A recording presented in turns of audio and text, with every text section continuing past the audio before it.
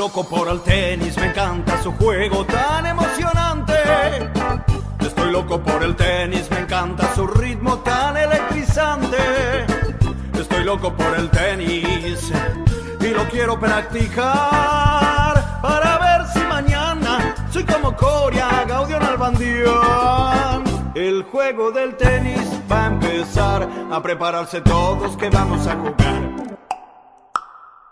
Hola, hola, bienvenidos a todos, sean ustedes oyentes, amigos que nos escuchan a través de este podcast, desde Colombia para toda Latinoamérica, podcast Pasión Tenis. Este podcast que semanalmente tiene un invitado especial, exjugadores, viejas glorias del tenis latinoamericano, periodistas especializados que han tenido una vasta experiencia cubriendo diferentes torneos y Grand Slams. También así como entrenadores, diferentes psicólogos mentales y expertos en este deporte blanco que nos apasiona y que está en el momento en todo el calendario tenístico a nivel profesional, en todas las categorías, juniors, seniors, masters. Pero bueno, hay espacio para también hablar de tenis a través de estas plataformas digitales. Recuerden que nos pueden escuchar a través de Spotify, en Spreaker, en iVoox y recientemente también a través de YouTube. Hoy estamos con un invitado muy especial en el cual charlaremos un rato amenamente de lo que nos gusta. Hablaremos un poco de los inicios de su carrera como periodista. Tendremos a Enrique, más conocido en la Argentina como Enrique Quique Cano. Recordamos que él tiene una vasta experiencia como periodista deportivo, trabajando como columnista especializado en tenis en radio FM One, FM Mega, y es miembro de la Asociación Internacional de Periodistas de Tenis. Pero dejemos que él mismo se presente, que nos salude, que nos está escuchando directamente desde el Almagro, en la ciudad autónoma del Gran Buenos Aires. Un saludo, Enrique Cano, que nos está escuchando para toda la audiencia de Pasión Tenis. ¿Qué tal, Diego? ¿Cómo estás? Un saludo para toda tu audiencia, un placer estar charlando con ustedes y bueno, no hace mucho tiempo estuve pisando un poco sus tierras, ¿no? En Bogotá, donde siempre somos muy bien atendidos, realmente es muy agradable el pueblo colombiano y bueno, nos atendieron bien dentro y fuera de la cancha, nosotros decimos atender cuando nos ganan también. Y bueno, fuera de la cancha realmente siempre es un placer estar compartiendo con ustedes. Así que muy grato, Diego, estar compartiendo contigo y con tu audiencia este podcast, que seguramente nos vamos a divertir y vamos a charlar y vamos a compartir con toda la gente. Seguro que sí, Enrique. ¿A qué edad empiezas, Enrique, exactamente esta carrera en el periodismo? Y la empecé bastante tarde, porque en realidad no se me había presentado la posibilidad ni se me había ocurrido ser periodista al principio, o bien sí, pero siempre lo vi la carrera de periodismo como medio lejana para mí. Y hasta que un amigo mío con el que jugaba al tenis empezó a trabajar de periodista y me dijo, ¿por qué no estudias el periodismo y empezás a trabajar de esto, ¿no? O por lo menos intentarlo. Y bueno, y empezamos a charlar, me empezó a dar una mano pues, en la carrera y empecé a estudiar. Después me recibí allá por el año 89, 90, y a partir de ahí empecé a hacer diferentes cosas, porque esto, lo que a veces la gente no sabe cuando nos ven a nosotros viajando y circulando por el mundo, es que hay toda una historia por detrás, igual que de los deportistas, ¿no? Uno ve al deportista que triunfa o al tenista que está jugando en un determinado torneo y dice, wow, mirá cómo viaja, mirá la guita que debe tener, la guita, la plata, ¿no?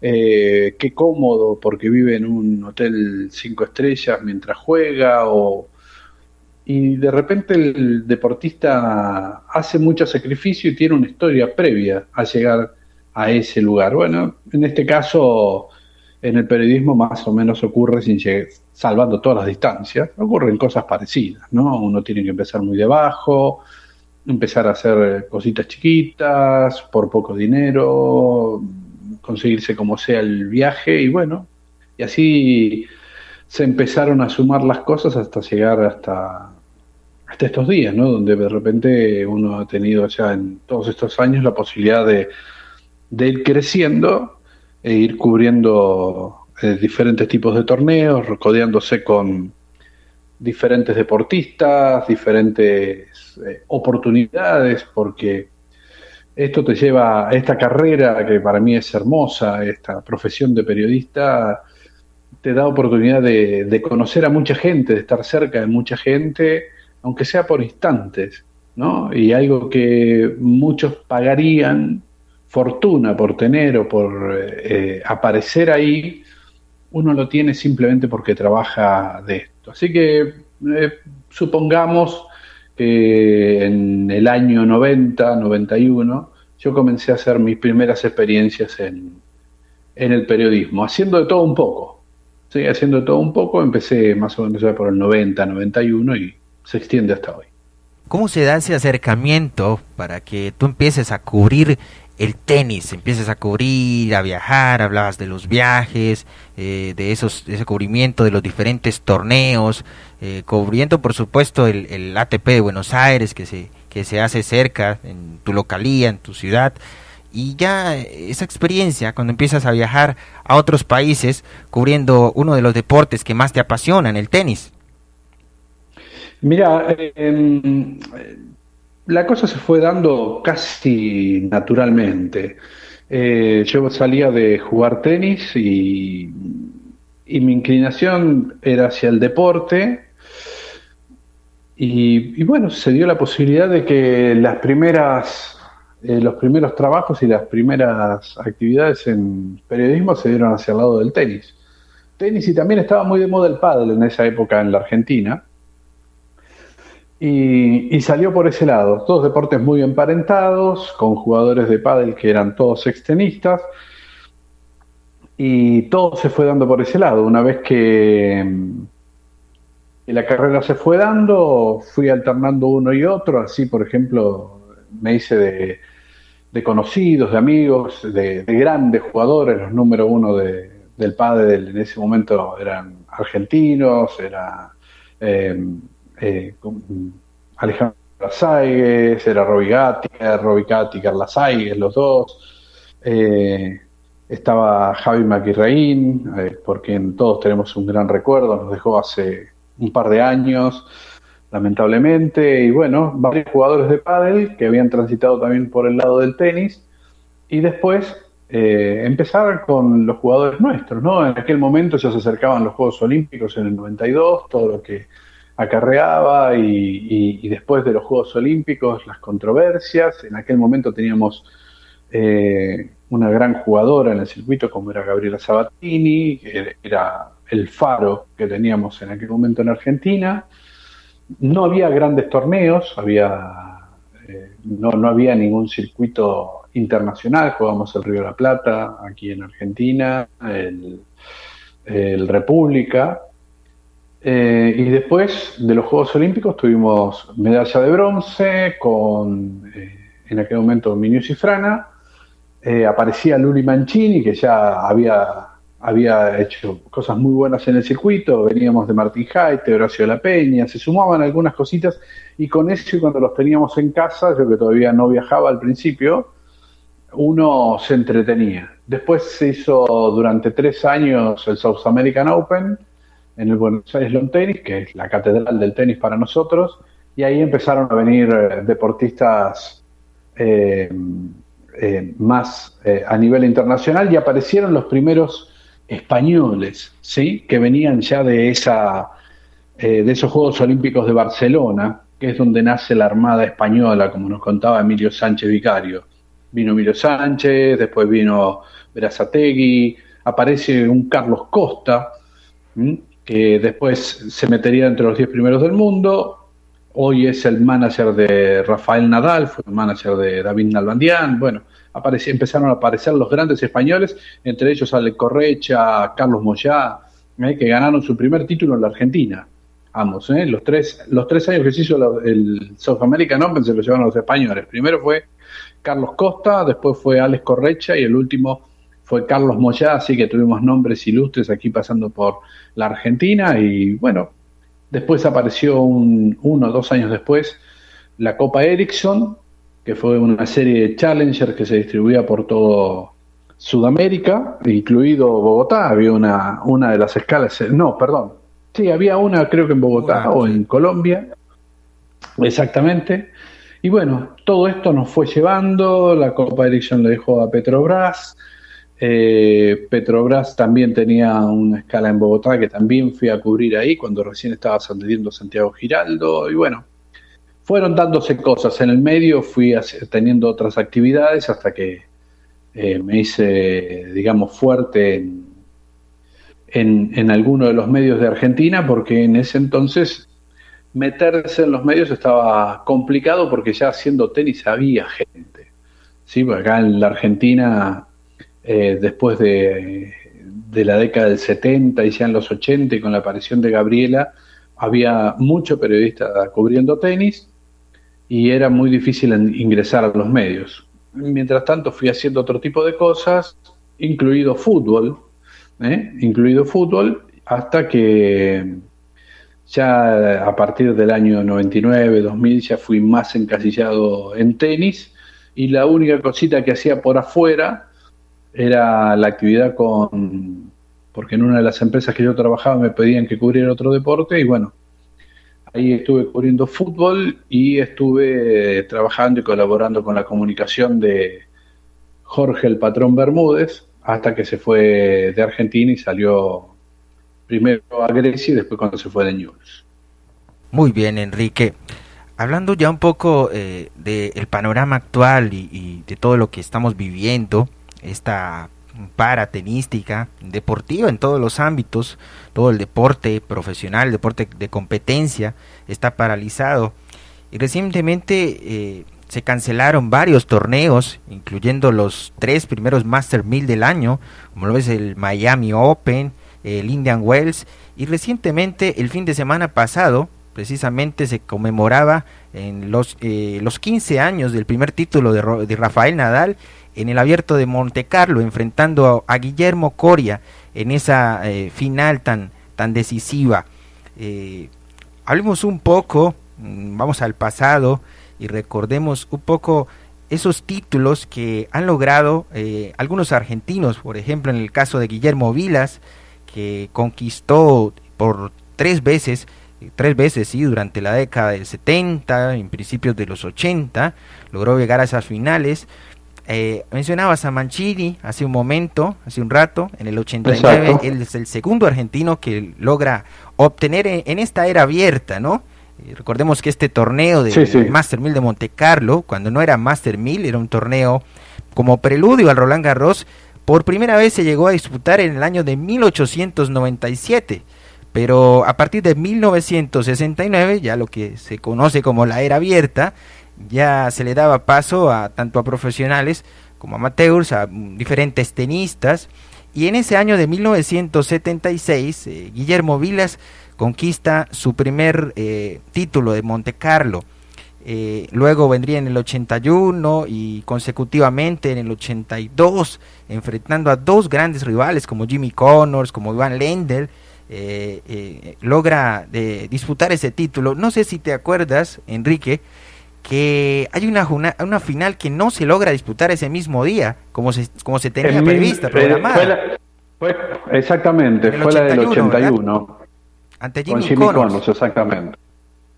En esa situación me acuerdo que se habían postergado los partidos, hubo postergaciones hasta que se llegó a una conclusión, no se podía esperar más y había que terminar con una resolución. No fue el único torneo en el que se resolvió de esa manera, creo que hubo uno con Björn Borg, en el que también ocurrió lo mismo, y se terminaron repartiendo los premios, pero el título es como que quedó para los dos. No hubo un ganador de repente, ¿no? Porque no se disputó a la final.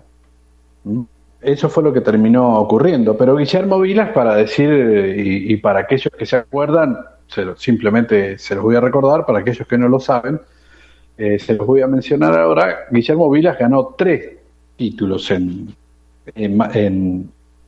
en Monte Carlo. No solamente ganó el del 76 y el del 82, sino que también ganó creo que se llevó el título más grande, por lo menos por un ratito.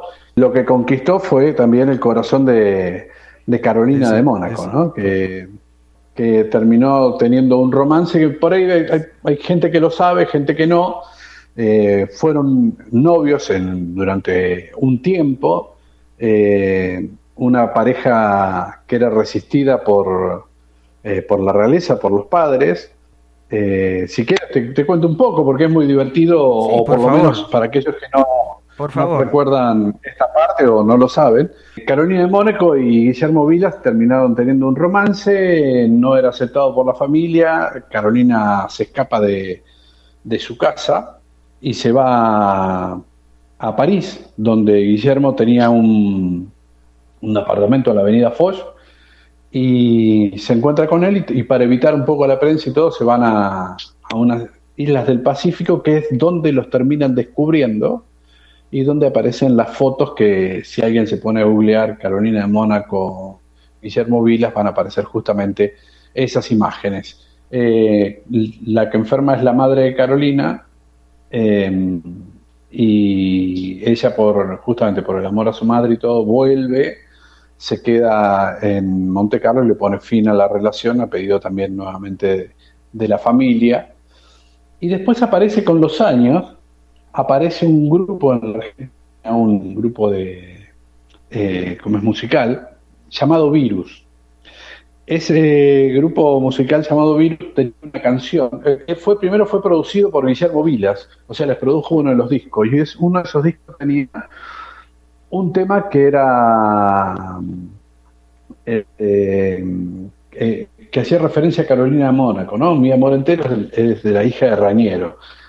Y así decía la canción, y todo daba como proyección, como si fuese justamente ese romance que tuvieron Guillermo Hacia ella. y hacia ella.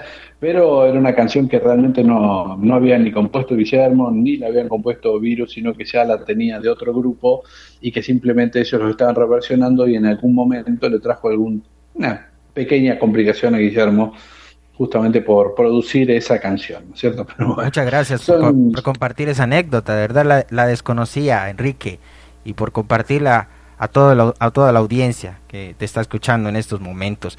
Y como tú lo mencionabas, sí, por partida doble, también aparte de eso, logra conquistar por tercera vez este título que se le había escapado en el 80 anteriormente, porque George Borg logra arrebatarle en la final del 1980 este título de Monte Carlo.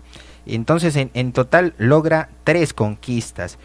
Bueno, más adelante, como tú mencionabas, se da una hegemonía de los jugadores suecos, como Wilander, como Sundström. Luego viene Iván Lender también, que gana 2 títulos en este abierto de Monte Carlo. Pero en 1989 aparece otro argentino que deja marcado en Monte Carlo el nombre de la bandera argentina, Alberto Mancini, un jugador, un tenista argentino que había ganado en el 88, ganó también su primer torneo en Bolonia, y luego acá, en el año de 1989, logra derrotar en una final a uno de los, para mí y para todos los oyentes que nos están escuchando, a uno de los considerados mejores jugadores de toda la historia en ese momento, Boris Becker, el alemán. En esa final sí, pero logra derrotarlo en 4-6, ¿verdad? Si no estoy equivocado. exactamente, el déficit hay que tener en cuenta, primero, 2 cosas. Alberto Mancini, gran jugador, después terminó ganando el certamen de Roma también, o sea, tenía el certamen de Roma, ahí se me cruzan un poquito. Luri Mancini era uno de los jugadores que tenía una poderosa derecha y ejercía mucha presión con su regularidad y con la potencia. En esta final, Boris Becker, por ejemplo, si te vas hacia el historial de él y hacia los títulos de Boris Becker, vas a encontrar con que no ha ganado títulos sobre polvo de ladrillo. Ese fue el gran déficit que ha tenido justamente el Su alemán. asignatura ¿Eh? pendiente, por decirlo así. Exactamente, y se encontró contra un jugador surgido del polvo de ladrillo, un jugador muy potente, muy sólido. En esa temporada llegó a ser número 8 del mundo, Luli.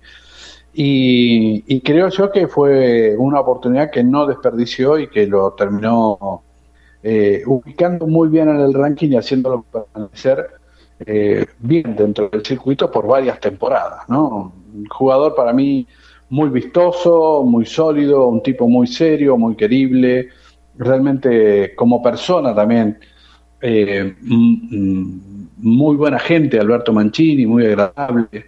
Yo tengo y guardo un gran aprecio justamente por él, que después terminó siendo capitán de Copa Davis Así desde es. el año 2005 hasta 2008, jugando 2 finales, ¿no es cierto? Lamentablemente, la que nosotros lamentamos es la de 2008, pero bueno, así son las cosas. Pero yendo estrictamente hacia ese momento, para la Argentina fue un momento justamente de mucha algarabía, ya no estaban ni Vilas ni Clerc, no había gente, no había tenistas que le dieran títulos muy grandes. En ese momento, junto con Luli, estaba Martín Jaite, estaba Horacio de la Peña, aparecían otros jugadores y trataban de meterse dentro del circuito, y el título grande se lo daba Luli Mancini, que para nosotros era realmente una gran alegría, ¿no? Una fiesta. Y fíjate que fue un gran año para Mancini. Alcanzó a llegar a ser octavo del mundo en ese año, cuartos de final en Roland Claro. Garros, cuarta ronda en el Abierto de los Estados Unidos. Empezaba a acercarse yo creo que el mejor momento, uno de los mejores momentos de su carrera, ¿no te parece, Enrique? Fue el mejor momento de su carrera, fue ese. Ese fue el mejor momento de su carrera, sin lugar a dudas. Sin lugar a dudas, claro que sí. Repasando, siguiendo con ese historial, los encontramos que luego vienen el austriaco Munster, que logra 3 títulos, 92, 95, 96. Luego viene los españoles, como que empiezan a tomarse bastante ímpetu y a lograr títulos. Hablamos ya de Sergio Bruguera, de Carlos Moyá, que ya lo mencionabas anteriormente, Juan Carlos Ferrero.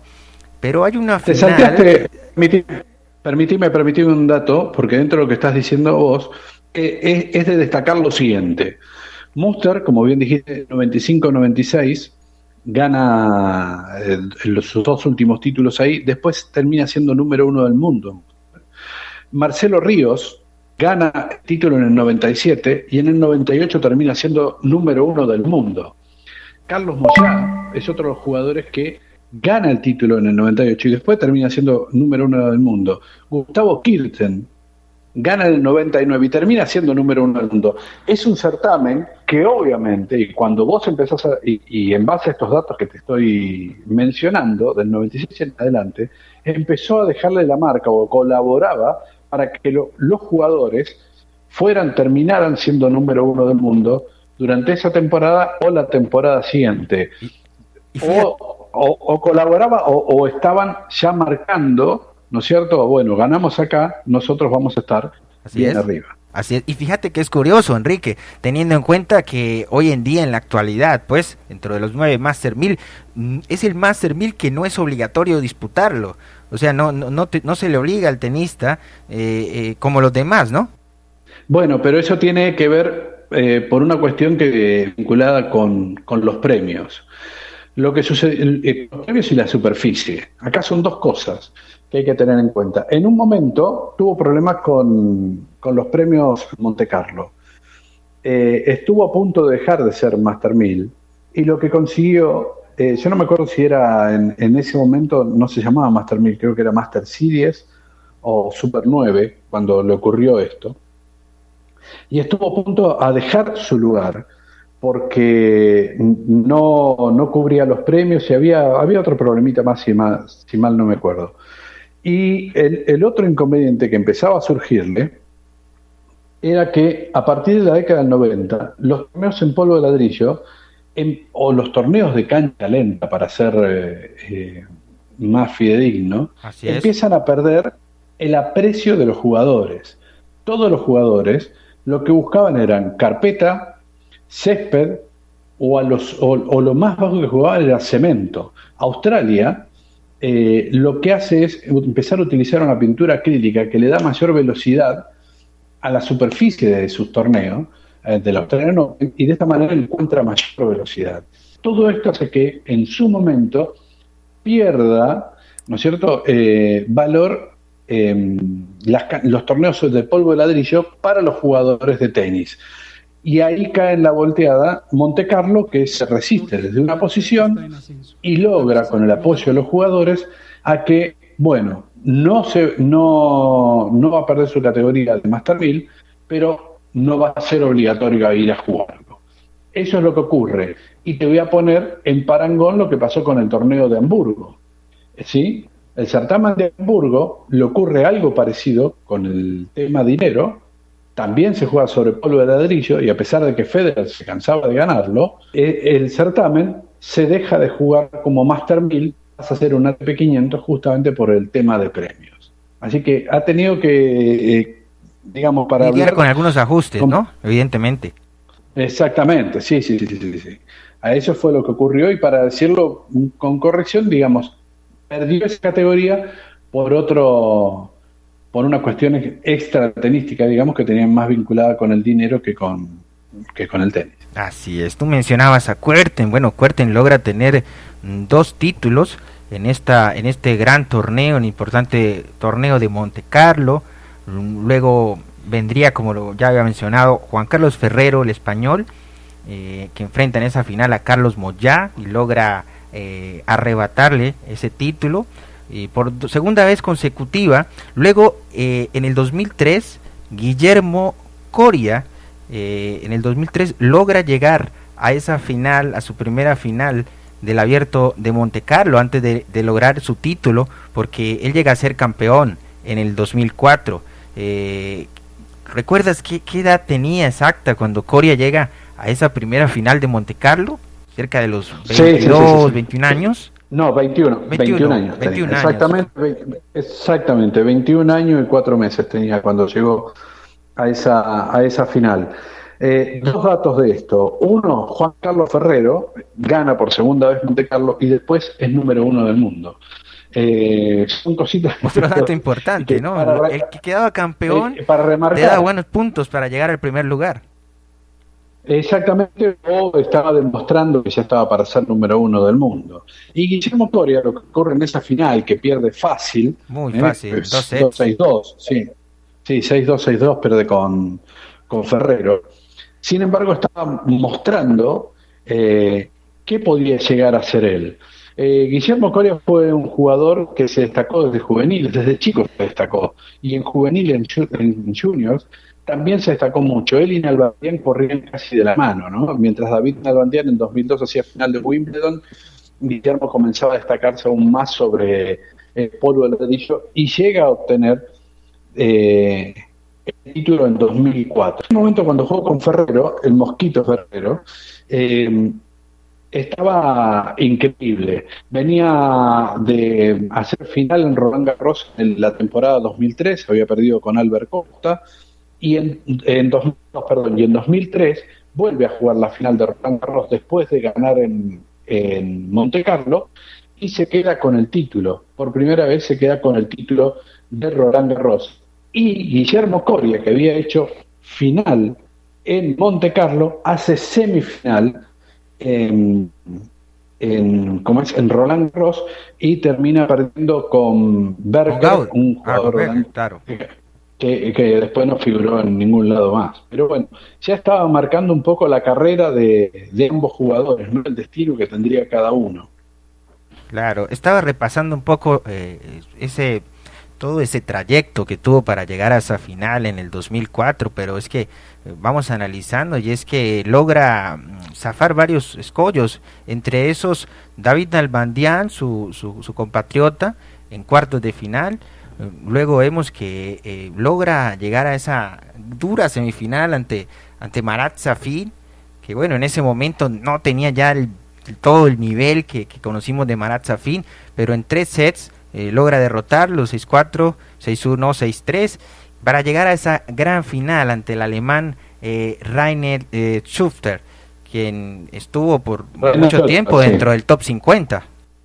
Sí, sí, sí, sí. De hecho, había hecho final de Australia en 2003 y estaba muy prendido dentro de lo que era todo estos primeros lugares y estos torneos importantes. Aquí yo creo que llega un poco, si mal no recuerdo, llega un poco de casualidad a la definición y la distancia, la diferencia que tiene Coria en la final, fue 6-2, 6-1, 6-3, marcaba ya la distancia tenística que había entre un Guillermo Coria, ya instalado dentro del top 10. Guillermo había jugado por primera vez el Masters en Houston a fin de año de 2003, donde por primera vez se dan muchos de habla hispana. Había más jugadores, de los 8 jugadores, había más jugadores de habla hispana que de habla inglesa. Y Guillermo jugaba ahí su primer máster. Y ese año realmente fue muy bueno, 2004 para Coria. Llegaba acá a la final, llegaba muy sólido y yo creo que sobrándole juego para quedarse con el título y ante un rival como Reiner Schottler, como el alemán, creo yo que lo demostró claramente y tan así estaba él como para jugar sobre polvo de ladrillo que después termina llegando a lo que fue la final de Roland Garros, que lamentablemente para él fue un quiebre, ¿no es cierto?, en su carrera. Para mí todavía le quedó paño y en realidad fue un desgaste que comenzó en Roland Garros y que siguió durante un añito más, un año y medio más, y que terminó en el final prematuro de su carrera. Pero Guillermo ese año estaba deslumbrante, creo yo que fue espectacular lo que nos pudo mostrar en ese tiempo. Y mira, tanto es así que ya lo empezaba a ver André Agassi para empezar a dirigirlo a él y ponerlo dentro de su grupo de jugadores como para ponerle entrenador y un cuerpo técnico para que lo lleve de la mano y lo haga ascender al número 1 del mundo, porque ya estaba número 3. Mira, qué interesante. Y ese mismo año, si mi memoria no me falla, fue logró llegar a la final de Roland Garros, que pierde ante Gastón Gaudio, ¿verdad? Exactamente, es lo que te comentaba recién. Claro, pierde frente a Gastón Gaudio y simplemente una anécdota En esa de final quien de 5 estaba. sets, impresionante, ¿no? Sí, creo yo que para todo el mundo fue impresionante, fue emotiva y para mí fue no bien jugada. Para aquellos que seguimos el tenis de cerca y que nos sacamos la bandera de encima y nos ponemos por ahí a analizarlo, no fue una gran final. Fue emotiva porque fue cambiando de manos. Si yo le pregunto a Gastón Gaudio quién gana, si él ganó la final o la perdió Coria, Gastón me dice la gané yo. Si le pregunto a Coria si él perdió la final o la ganó Gastón, Guillermo me dice la perdí yo.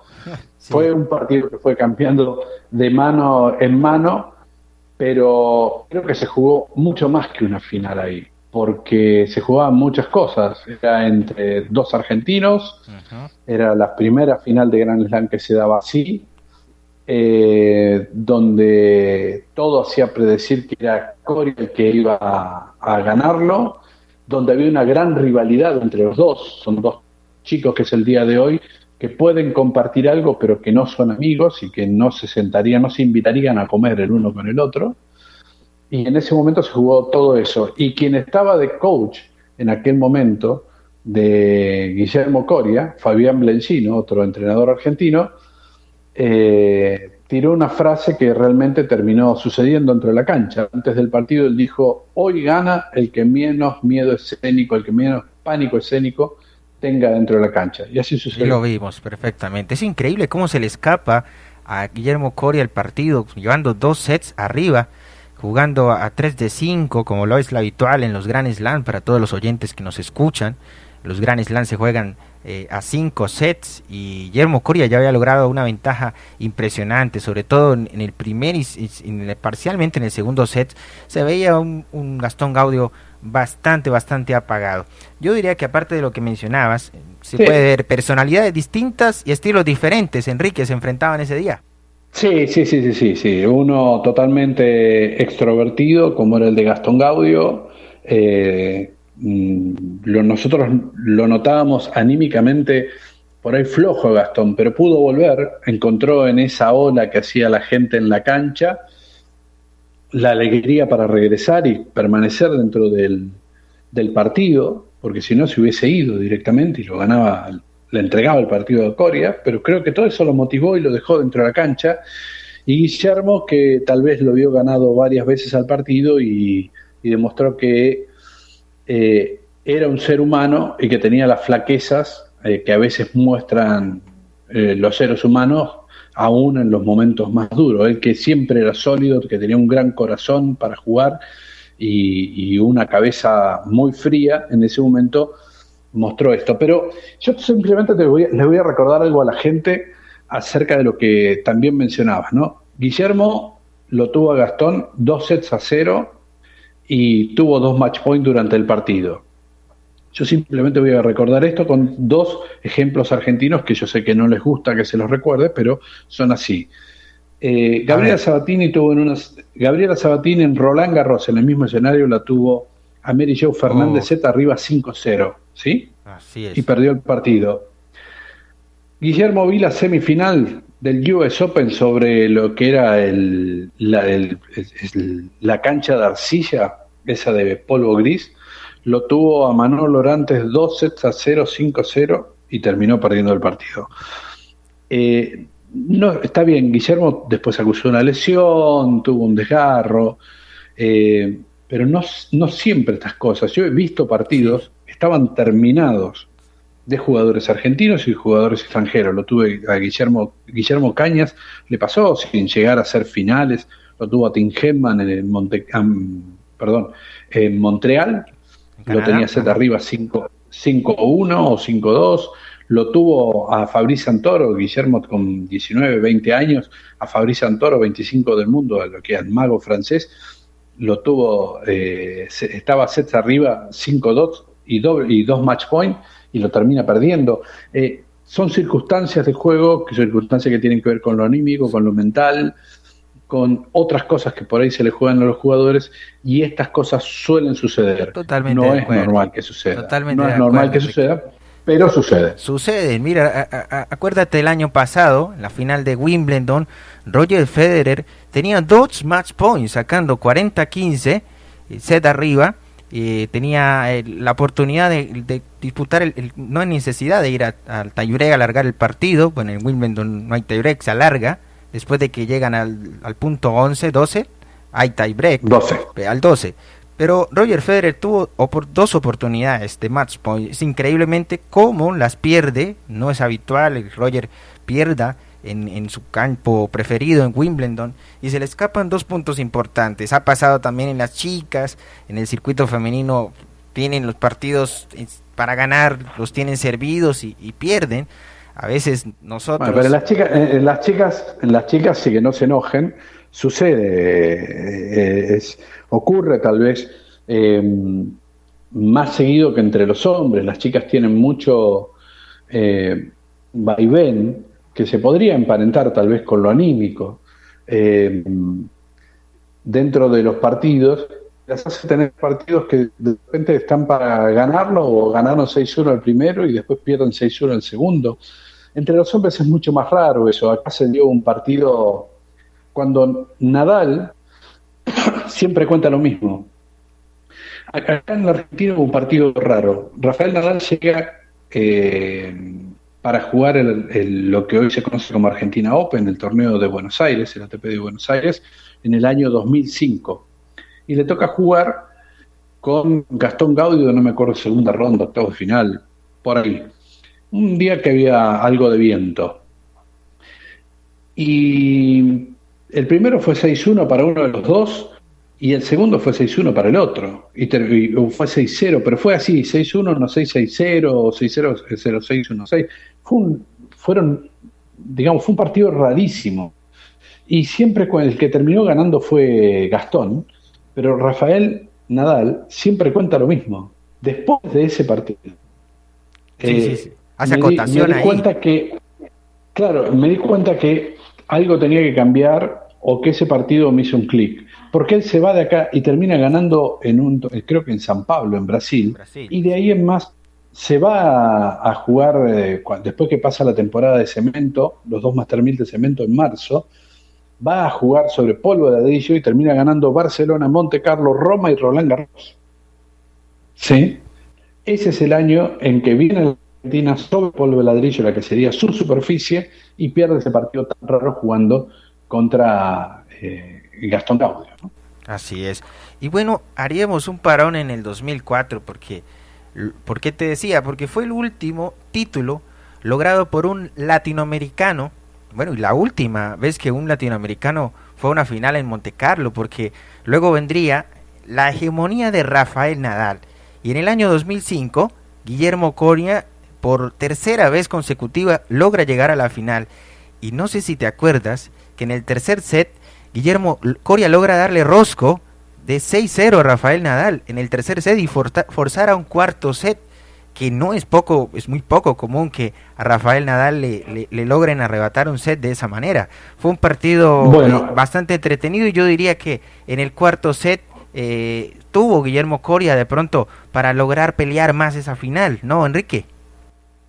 bueno, acá dos cosas para puntuar. Una es lo que cuentas de esta final. Una final que en un principio que parecía bastante fácil para un Nadal, no te digo que desconocido para los tenistas, porque Rafa ya venía de ganar Copa Davis, en 2004 le había ganado a Roger Federer en Miami, ya venía de obtener título, pero sí, digamos, no se lo veía como para ganar este tipo de títulos. Sin embargo, el 6-3, 6-1 que le gana en los 2 primeros sets a Guillermo Coria marca, digamos, una alerta, no solamente para quien era su rival en ese momento, Guillermo Mago, sino también para el mundo del tenis.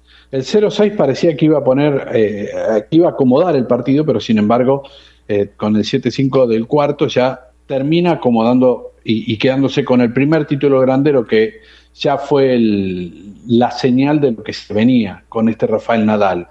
Y el otro tema para puntualizar es cuando todos dicen Coria, porque recordarán, Guillermo Coria termina haciendo 14 dobles faltas como mínimo por partido, lo que habla de una situación de que si te agarra un psicólogo, en la Argentina nosotros hacemos mucho hincapié con los psicólogos, si agarra algún analista,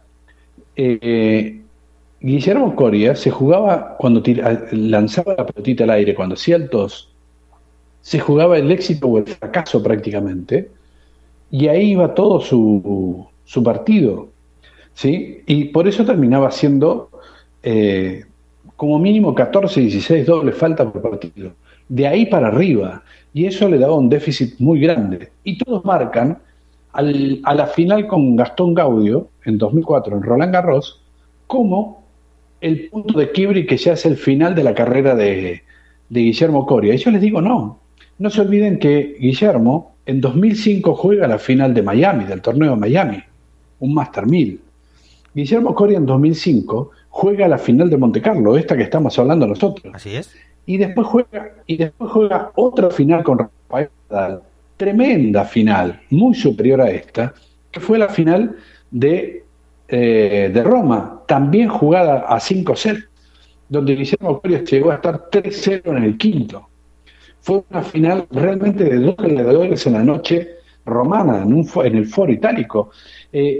Por eso digo que este es un punto para que la gente, aquellos que son muy amantes del tenis, hay muchos fanáticos de Guillermo Coria, un exquisito del tenis, que Guillermo siguió jugando así, y de hecho él tiene otra final jugando en Asia, no me acuerdo en qué torneo de Asia, creo que en Japón, contra Rafael Nadal, que termina jugando en el mes de septiembre la final nuevamente contra Rafael Nadal. Son muchos puntos que, si bien Guillermo ya no estaba, en su punto culminante, todavía tuvo mucho más. Después del US Open, sí empieza a tener un bajón, levanta con la final esta que les marcaba en Asia, y después de la semifinal que se disputa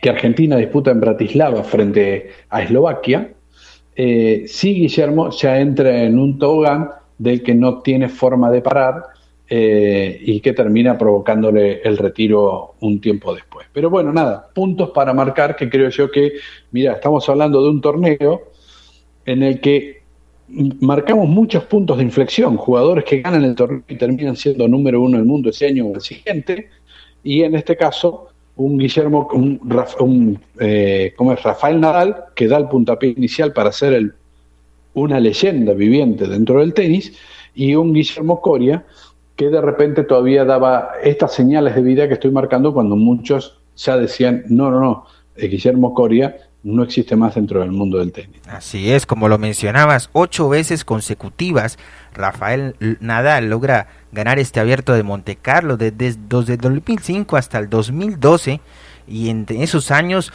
logra, además de Guillermo Coria, arrebatarle títulos a un Roger Federer que nunca ha ganado Montecarlo, por ejemplo, como dato curioso, le ha ganado 3 finales Nadal a Federer en Montecarlo consecutivas, del 2006 al 2008.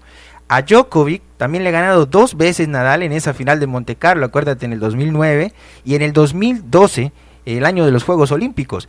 Y a dos españoles, a 2 compatriotas suyos que lucharon también por ganar ese título tan importante como fue David Ferrer y Fernando Verdasco, también Nadal logra ganarles en el 2010 y en el 2011. Yo creo que la hegemonía que Rafael Nadal demuestra en la terreno batida, en la tierra batida, y más en torneos como el de Montecarlo, que es uno de sus torneos favoritos, es la verdad invaluable. Luego viene un Djokovic que logra conquistar en el 2013 por primera vez este torneo que se le había hecho esquivo porque Nadal se lo había arrebatado en 2 finales. Luego viene Wawrinka, que en el 2014 logra ganarle de nuevo una final a Federer, que como te decía no ha podido Roger Federer ganar en Montecarlo. Y en el 2015 Djokovic logra ganar su segundo título antes de una nueva hegemonía de Rafa del 2016 al 2018, ¿no? Le gana a Gael Monfils, a Ramos y a Nishikori en esa final que recuerdo. Rafael Nadal tuvo un quiebre abajo, y Nishikori, y a veces la parte mental no le funcionaba muy bien, y recuerdo que logra ganarle Nadal muy fácil en el segundo set ante un aparentaba retiro. Nishikori sufría en esa época, estaba recayendo ya en la lesión de su espalda, creo que un poco parte también en el brazo derecho. Bueno, y recientemente podemos decir que el campeón más reciente es un Fabio Fognini, que es un tenista que en estos momentos se encuentra ya subiendo un poco más su nivel. Creo que el ranking, aunque se encuentra en estos momentos detenido, no sabemos hasta cuánto tiempo más. Creo que un Fognini que logra dar la sorpresa, y en esa final ante, creo que el serbio Lajovic, logra derrotarlo 6-3, 6-4. Así hacemos un balance general. Enrique, ¿qué piensas? ¿Crees que alguna vez un latinoamericano volverá a tener la oportunidad de llegar a Montecarlo a final? Para ser sincero, si Fognini se quedó con el título, un latinoamericano también lo puede hacer. Fognini es un jugador al estilo Gaudio, es un jugador que no sabe, que es muy talentoso, no sabes con qué te va a salir. En semifinal del año pasado, Fognini le gana a Nadal, ¿sí? Gran partido de Fognini. Nadal venía con algunos problemas físicos, siempre tiene problemas físicos. Nadal tiene en sus piernas tiene, digamos, sus mayores problemas. La rodilla tiene un problema bastante serio. Y Fognini, que es un jugador talentoso, virtuoso, le ha ganado más de una ocasión a Rafael Nadal, se quedó con el título. Sí, ya te digo, si consigue estabilidad emocional, Fognini puede hacer cosas muy grandes. Si él ganó con un título y le ganó a Nadal, creo yo que hay latinos que pueden llegar a obtenerlo. Un Peke Schwartzman tiene mucha solidez desde el fondo, necesitaría tal vez un poquitín más de eficacia en este tipo de certámenes. Un jugador que ha estado en cuartos de final de torneos de de Grand Slam, así que tranquilamente se puede quedar con uno de estos torneos. Un Cristian Garín, chileno, realmente es un jugador que a mí me gusta, aguerrido, lo sigo, tuve la oportunidad de seguirlo desde junior también a él. Así que son de estos jugadores que hoy por hoy te diría que tienen alguna chance. No se me ocurre otro jugador yo diría latinoamericano. Claro, mencionabas. Y en el caso ya de tenistas que han logrado ya demostrar una fuerte habilidad en estas tierras batidas, de pronto podríamos hablar de Dominic Thiem, ¿no? Que aún no ha conseguido, creo, este título. Claro, bueno, el que está llamado a jugar bien sobre este tipo de superficie siempre le gustó. O sea, la oportunidad que yo tuve antes de que él fuese top 10 fue de entrevistarlo aquí en Buenos Aires, cuando vino aquí, y era un jugador que prometía mucho, sentarme con él a charlar, y él me comentaba que su superficie era el polvo de ladrillo, lo demostró, pero también demostró que puede jugar sobre canchas duras, así que es un jugador que para mí está como para estar sólido, una mentalidad bastante férrea, que para jugar por ejemplo, con Rafael Nadal, no te alcanza con jugar bien, porque Federer juega muy bien, Djokovic juega muy bien, pero hay que tener una cabeza bastante dura, una mentalidad bastante férrea. Y un físico fuerte, ¿no? Sí, porque siempre te hace jugar más, siempre te hace jugar 1, 2, 3 bolas más. Eso es lo que sucede con Rafael Nadal. No alcanza con quebrar una vez y decir, bueno, ya está, le quebré, ya me sé el set, o soy bueno porque soy el 5 del mundo. No. Siempre exige más. Son estos jugadores que siempre a Federer a veces le cuesta cerrar los partidos. Él va a sacar y si el rival no lo ayuda con un par de puntos, a veces te estoy diciendo, para decir, el que me escucha decir este tipo está loco. No, simplemente vean los partidos de Federer, váyanse hacia atrás y vean a veces que no le ha resultado fácil el cerrar un partido, ¿no es cierto? Porque a veces se le dificulta. No sé por dónde le correrá el tema de esta dificultad, pero a veces le resulta más fácil quebrarle 3 veces durante el set a terminar cerrando un encuentro. Pero tiene, al momento que le tiemble menos el pulso, de que las pulsaciones estén muy bien altas, los picos sean muy altos o muy bajos, la con regularidad, y eso sea que predomine sobre los rivales también, más allá de que tiene una diferencia en lo tenístico para mí muy grande con los demás. Bueno, con Nadal pasa exactamente lo mismo. Va a exigir más y van a exigir más. Otro es Djokovic, ¿no es cierto?, que te va a pedir mucho. Yo creo que el que se puede hoy por hoy meter ahí es Dominic Thiem. Porque yo estoy de acuerdo con lo que me contaba Ferrero hace días atrás, Juan Carlos Ferrero, que fue coach de Sasha Zverev, un jugador que a mí me encanta cómo juega, me comentaba, todos los que son jóvenes hoy se distraen mucho, están muy distraídos con una u otra cosa, y al momento de jugar, no es solamente el momento de jugar, es el momento de qué hice afuera de la cancha y entrené para estar acá, con una continuidad mental de concentración durante mucho tiempo, ¿no? Entonces creo yo que hoy por hoy Dominic Thiem es el tipo que más se acerca a lo que pueden estar haciendo estas tres leyendas, ¿no? Ya veteranos dentro del circuito de tenis. Pero por supuesto, claro que sí, además lo ha demostrado llegando a 3 finales de Grand Slam. Recordemos que la primera final, el único Grand Slam que se ha jugado en este año, el Abierto de Australia, que Dominic Thiem llegó a esa final contra Djokovic. Le falta esa pista final para lograr llegar a conquistar un título grande, pero va por buen camino, Thiem. Esperamos que los años no pasen y que logre llegar. Le falta que le saquen a los grandes de adelante, porque llegó 2 veces contra Nadal y una vez con Djokovic. 2 Roland Garros, perdió ante Nadal, claro. Exacto, no es que le tiene que ganar, no sé, a Quique Khan o a un jugador que esté dentro de los 200, ¿no es cierto? No, le tiene que ganar a Djokovic, que es récord en Australia. Así, ¿no es cierto? Claro que sí. Cuando logre el título tiene que hacerlo a un grande, él mismo lo dijo. Cuando yo gane un título, quiero ganárselo a un grande del Big Three. Pero es difícil, porque le toca en Australia contra Djokovic, que es el tipo que más títulos ha ganado ahí, y en Roland Garros contra Nadal, que es el que más ha ganado en Roland Garros. O sea, no es la fácil, no es la sencilla. No es la- ¿Sí? Así Entonces es una parada muy difícil que tiene. Gran talentoso Dominic Thiem, que después de Thomas Müller ha sido el austriaco más destacado en todo el circuito de la ATP.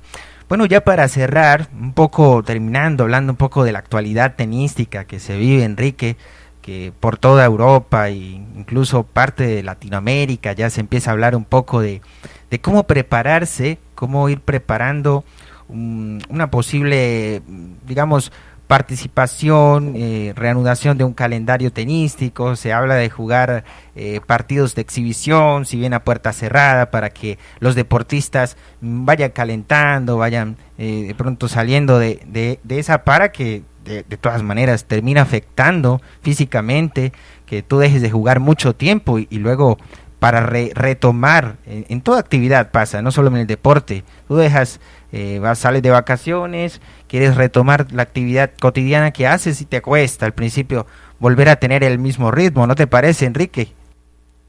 Sí, y acá hay que tener varias en cuenta, son muchas cosas. En primer lugar, lo que decías, ¿no? Lo que es retomar la actividad, después ponerse en situación de competencia.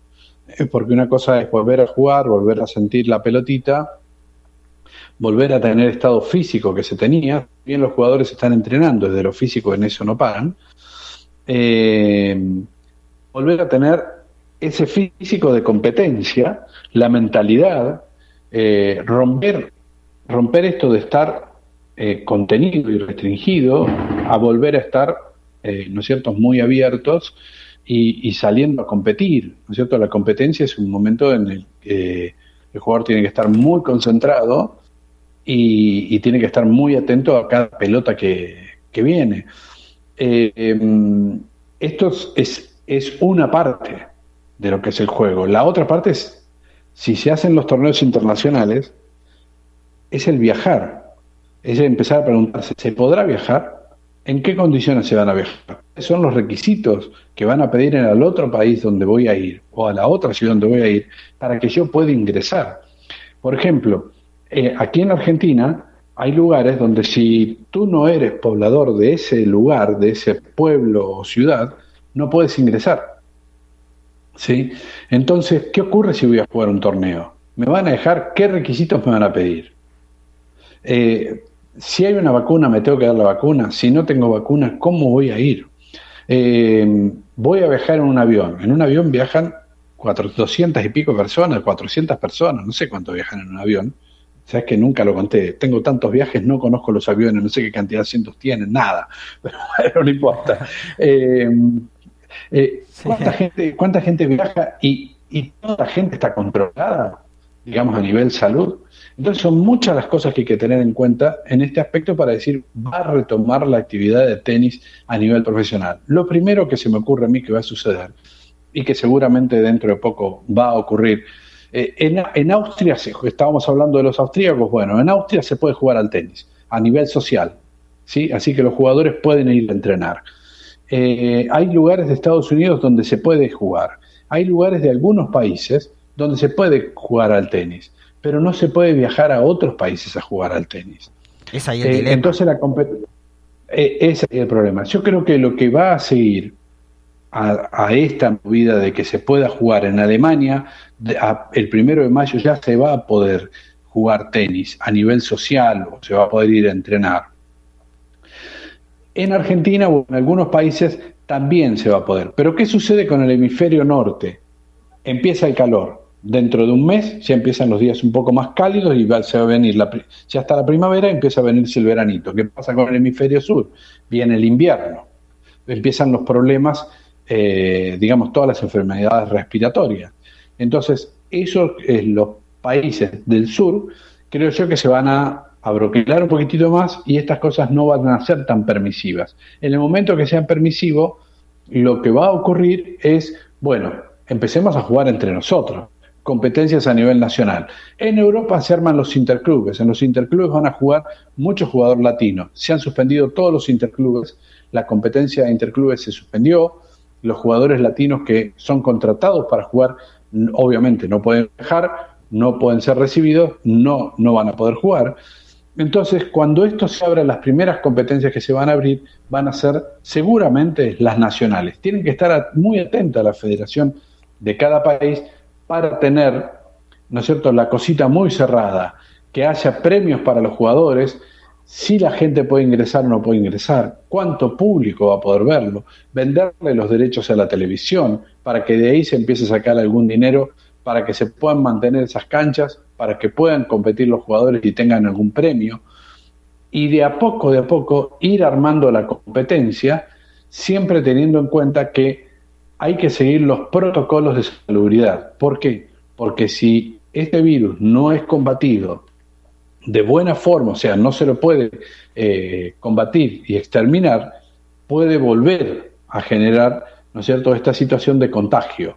Entonces hay que tener esas precauciones, hay que seguir los protocolos de seguridad y hay que tener en cuenta esto, que para jugar al tenis no solamente es que vaya uno de cada lado de la cancha, sino que tiene que haber otra gente que vaya a mantener la cancha, otro que vaya a encordar, otro que vaya a vender las pelotitas. Haya movimiento en las calles, no todos tienen vehículo donde se manejen de manera individual, sino que tiene que haber transporte público. Todo esto hace que el contagio esté presente en una posibilidad, porque va a haber mucha gente cerca y circulando en los medios públicos. Así que por eso creo yo que esto puede primero demorarse un poco, sobre todo en los países donde haya invierno, y después se empieza a dar de esta manera más a nivel local que a nivel internacional. Así es, Enrique. Hace un momento mencionabas acerca de las vacunas. Todo el mundo, bueno, a nivel mundial, acá se ha tocado mucho el tema en Latinoamérica. A nivel personal, pues todos esperamos que haya una vacuna en la que se pueda confiar, en la que sea recomendada por los expertos, por médicos especializados en el tema, en médicos que han estudiado este virus y todo las consecuencias que trae para el cuerpo, y una vacuna que finalmente, no sé si ayude a prevenir realmente otros tipos de virus, y no solo el COVID-19. Pero recientemente, te comentaba porque, no sé si leíste, las declaraciones de Novak Djokovic al respecto. Él muestra serias dudas con respecto a vacunarse en favor de la recuperación de este virus. Él afirma que no es un experto en el tema, por ello quiere tener la opción de elegir lo mejor para su cuerpo, y dice que está investigando, que ha leído un poco sobre el tema, porque la verdad, él sinceramente no espera que le inyecten algo que después le vaya a traer consecuencias graves para su propio cuerpo, para su propia salud. No, permíteme. El tema, la aclaración que él hace, ¿realmente quiso decir eso Djokovic? En realidad, él no teme porque le provoque una reacción distinta la vacuna en su cuerpo.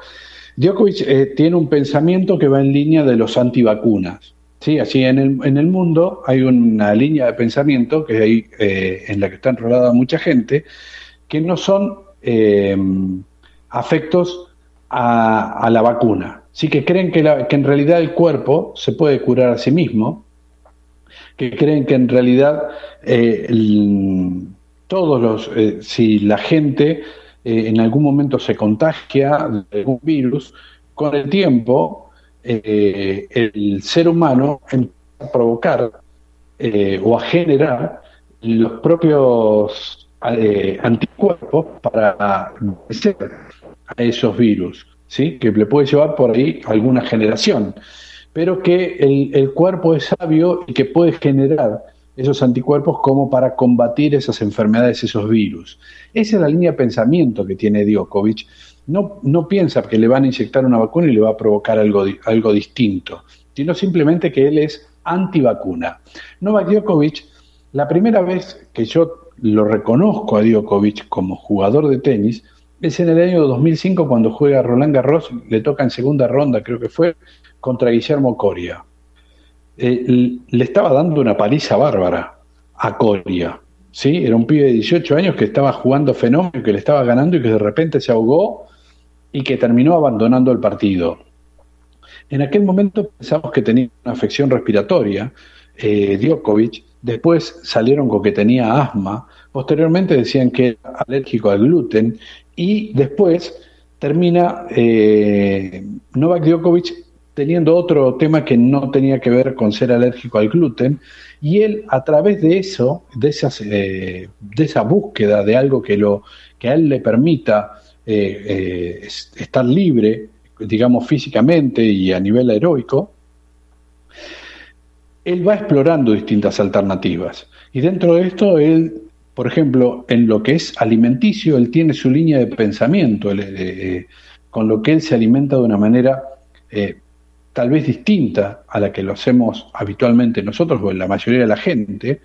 Él tiene su dieta que va en línea de lo que él piensa. Él también medita, hace yoga, por eso es que en algún momento algunos jugadores lo vieron meditar o lo vieron tan metido dentro del yoga. Recordarás que hubo un momento que Djokovic se fue un poco para atrás en el ranking y era como que no ganaba lo que él ganaba anteriormente, entonces decían, claro, está meditando, está dedicándole tanto tiempo a otras cosas que lo pacifican, que pierde el hambre, que fue en la época donde probó distintos entrenadores, que hasta terminó jugando con Andrea Agassi en el banco por poco tiempo y terminó volviendo con Marian Baida.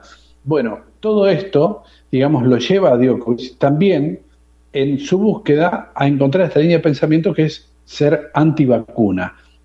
Yo lo que creo es que a mí me parece bien que cada uno puede pensar y hacer lo que se le ocurra,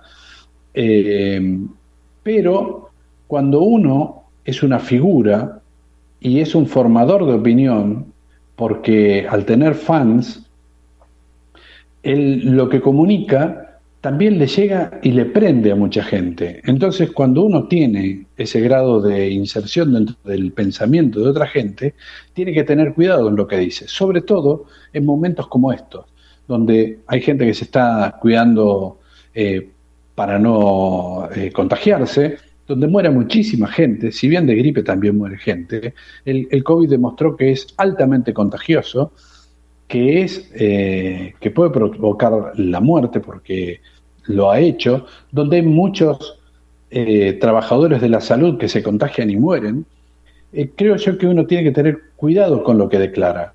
Entonces creo yo que Djokovic por ahí dijo su pensamiento sin pensar, valga la redundancia, en mis palabras, sin pensar en que esto realmente estaba fuera de lugar en este contexto que estamos viviendo hoy, donde estamos todos aislados, gente que muere y gente que está invirtiendo millones en tratar de conseguir una vacuna, algo que haga que nosotros podamos no tenerle miedo a salir o a contagiarnos de algo, tal cual como lo hacemos con el tétanos, la polio, el sarampión y otras tantas enfermedades que antes se llevaban a mucha gente, a muchos chicos, a la muerte, y que hoy están tratando de conseguir combatirla de esa manera. Creo yo que uno tiene que tener un poquito de reparo en la comunicación cuando uno es una figura a nivel mundial y puede tener mucha incidencia en el pensamiento de otros.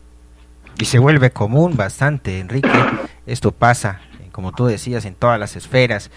Recientemente, no sé si te acordarás, el ex número 1 del mundo, Marat Safin, ha declarado también algo muy polémico, ¿no? Cita a Bill Gates, incluso habla de unos microchips, habla de unas esferas altas, políticas, incluso oscuras, y dice que posiblemente esto ya está todo planeado, que realmente lo que quieren implantar son microchips en nuestro cuerpo para robarnos información, tenernos claramente estudiados para un futuro. Y yo creo que veo muchas películas de ciencia ficción, pero en algo... Mucho Marvel. No, pero a ver, yo comparaba y lo hablaba con mi hija, le decía, esto de estar recluido, me hace acordar de algunas películas o series de la década del 80, donde la gente vivía dentro de ¿cómo sería? Una semiesfera, donde eran grandes ciudades totalmente cubiertas y donde toda la gente vivía adentro y quedaba todo ahí adentro y no se podía salir, pero porque afuera había ocurrido otra cosa. Donde la gente tenía chips, ¿sí? Donde se regulaba esta cosa, donde, por ejemplo, también me hace recordar a películas de Woody Allen, por ejemplo, todo lo que la gente quiso saber sobre sexo y nunca se lo contaron o nunca se lo explicaron, y ahí, por ejemplo, o hay una parte donde habla del futuro y también toda la gente está chipeada y las relaciones venían todo a nivel virtual, ¿no es cierto?, o a través de máquinas. También. Entonces creo yo que si uno está muy influenciado por ese tipo de cosas, y seguramente se le puede ocurrir. De todos modos, creo yo que con lo que está ocurriendo hoy, con cosas que han ocurrido en otros momentos, yo creo que la realidad ya está, si bien no superando la ficción, por lo menos la está igualando. Así que yo no estoy en la línea de pensamiento de Marat Safin, pero no sería muy alocado. Los chips existen, que tranquilamente nos pueden estar observando. El libro de como es en 1984, El Gran Hermano, creo yo que ya ni hace falta decirlo, que fue ampliamente superado. Creo yo que no es tal cual lo dice Marat Safin, pero que sí, que hay fuerzas dominantes, que fuerzas que tienen una línea de pensamiento, que nos están investigando, nos están estudiando. Sí, hasta cualquier telefónica sabe todo lo que hacemos nosotros. Si quieren buscar esta conversación, no hace falta ir a investigarnos demasiado, saben todo, si ya tienen todos nuestros datos. Así que muy lejos no está, pero no creo en esto todo lo que dice Marat Safin. Así es, Enrique, qué grato haber conversado contigo, de verdad que podríamos quedarnos horas y horas hablando de tenis y hablando de toda esta actualidad tenística que nos apasiona. El tiempo corre y hay que dejarlos. Ha sido de verdad un placer que hayas aceptado esta invitación. De verdad que qué privilegio tenerte aquí en Pasión Tenis. Qué mensaje le envías a toda la audiencia que te escucha en Colombia, no solo en Colombia, sino en muchos países de Latinoamérica, en el cual esta señal a través del podcast ya está llegando en todas las plataformas digitales. Nada, simplemente en este momento, para todos aquellos que todavía estamos recluidos en casa, que tenemos que estarlo, simplemente tener paciencia, tener fe, confianza. Aquellos que creemos en Dios, pedirle a Él; los que crean en otros dioses o en otras cosas, también pedirle, pero creer en nosotros. Hay seres humanos que hacen el bien y que hoy están poniendo el cuerpo para cuidarnos y para protegernos a aquellos que salgan contagiados. Mandarles un gran saludo a todos los trabajadores de la salud y que creemos también en ellos y les tenemos fe cuando nos ponemos en sus manos. Así es, estuvo con nosotros Enrique Quique Cano para Pasión Tenis. Fuerte abrazo.